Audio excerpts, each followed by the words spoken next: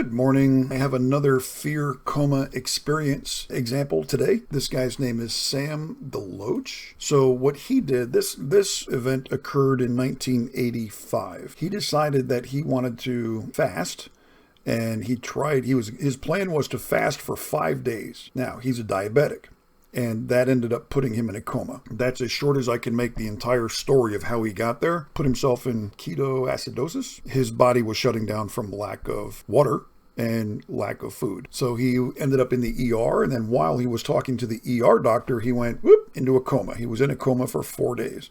While he was in the coma, he had all of this Fear Coma Experience negative imagery.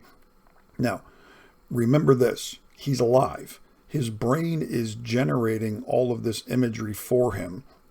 It was all fear-based, lava, fire. Now, interestingly enough, in this one was the first time that I saw thirst as a torment. So there was a stream or a water source in his hellscape that his brain invented for him. However, it was only there to torment you. You couldn't drink it. In other words, this guy has been fasting. He's not drinking water or eating food.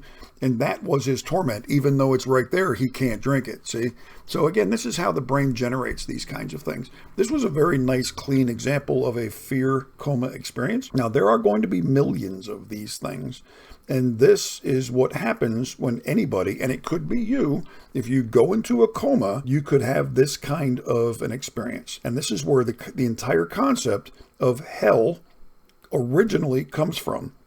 For the entire planet, going back 300,000 years of human history, on every continent, in every culture, language doesn't matter, religion doesn't matter, geography doesn't matter. This is independently, spontaneously arising around the continents separated by oceans hundreds of thousands of years ago. This is just something that humans do. The human body can do this. Now, imagine this. You have this kind of experience, you survive it, and then you come back and you tell your story. And it's oh my God, all of these scary things that can happen. And as far as you're concerned, you were there and it was real. So you tell the story that way, the story spreads. That's why every culture around the world has hell as part of their narrative. And that's why the name of the book is Hell Exists, but Only for the Living.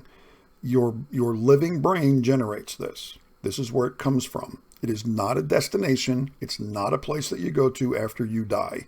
This is the entire concept of hell is created by the human brain. That is the Fear Coma Experience. This is a very, very clear-cut case, a perfect example, and there are going to be millions of these. I'm going to do them to the point that I get tired of doing them because they're all basically going to be the same thing. The shell is going to change, the details are going to change, but the underlying story is all going to be the same thing. So I'm going to do enough of them until I get bored. I kind of already know how it's going to work out. I suspect I know how the data is going to play out. Let's see how it goes. Don't forget to like, follow, share, comment, spread this around. And thank you very much. Have an amazing day. Bye now.